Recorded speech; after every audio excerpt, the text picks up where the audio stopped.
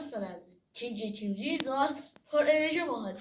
بچه ها امروز دوباره یه چالش خیلی خفن داره. این که ما 3 تا پک آنباکس میکنیم و میبینیم که مثلا اگه قرار بود این پکات آخر عمرمون در نمی آوردیم چقدر حاضر بودم بابتش پول بدم. بذاریم اول بریم 3 تا رو برداریم. پک بنفش،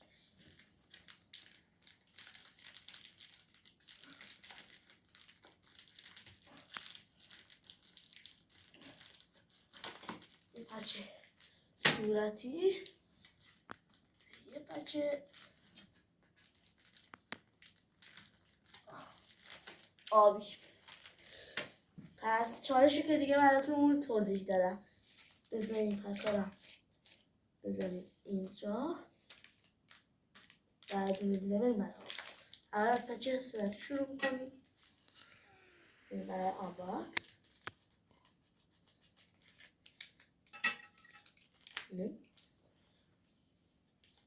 خب مثل این که دوباره نوروزی یقه ما رو چسبید.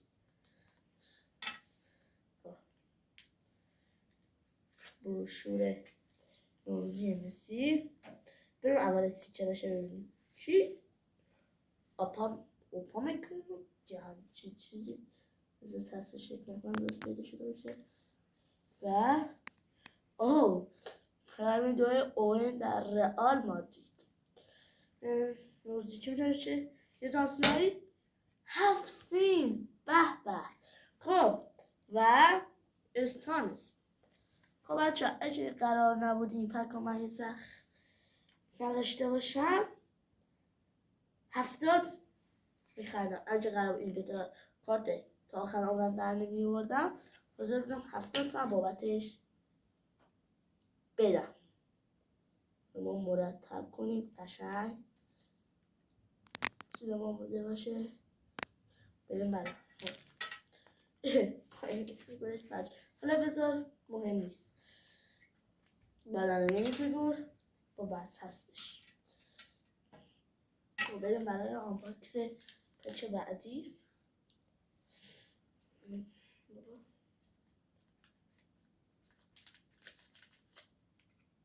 خب بابا از شاخ در میاره بدم میهنزه.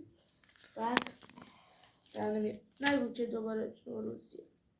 تو رو خدا بروشور. خب دیبالاست. خب یه کارتون هم که بیسی چه دیبالاست. برچسب مینی فیگور، پایه مینی فیگور، پایه مینی فیگور، استیکرش چیه؟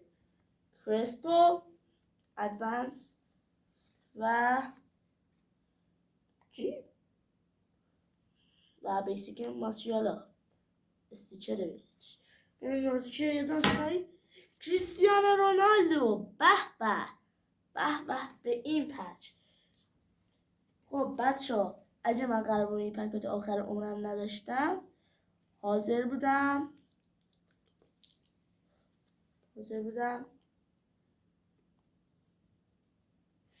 130 تومن بابتش بدم چون کریستیانو رونالدو و دیبالا بود. خداییش ارزشش بیش از این حرف هست. داره کارت نوزه خیلی خفن میمونه. من اینا صافکاریش کنم. انگار از تصادف برمیگردن کارت که از پکارت برمیاد زایدن. بریم برای آنباکس پچ بعدی. ببینیم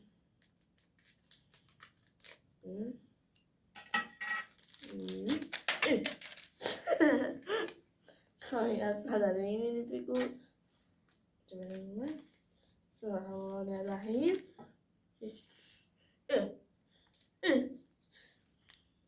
پایه مینی فیگور بروشور. خب چی؟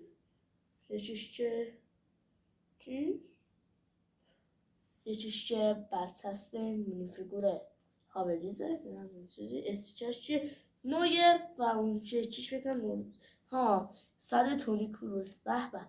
یعنی بچه ها ما توی این 2 تا پچ 100 تونی کروس داریم. آیا نمیدونم میگه ما کارتش گرفتیم، با نوروزی هم گرفتیم انگار.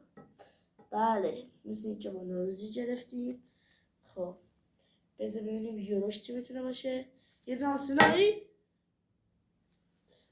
بالاتی استیکر یاره بالاتویی بود دیگه، بالاتلی و هاوریز. خب بچه ها اگه این 2 تا هم قرار بود من نداشتم تا آخرام هم نمی گرفتم، حاضر بودم 50 بابتشون بدم. بذار ببینیم دیگه چه خالی شد. خب بچه ها امیدوارم که از دیدن ویدیو لذت برده باشید. حتما شبا ساعت 8 یادتون باشه که ما ویدیو میذاریم. امیدوارم که خب از ویدیو لذت برده باشید. تا ویدیوی دیگه، خدا نگهدار.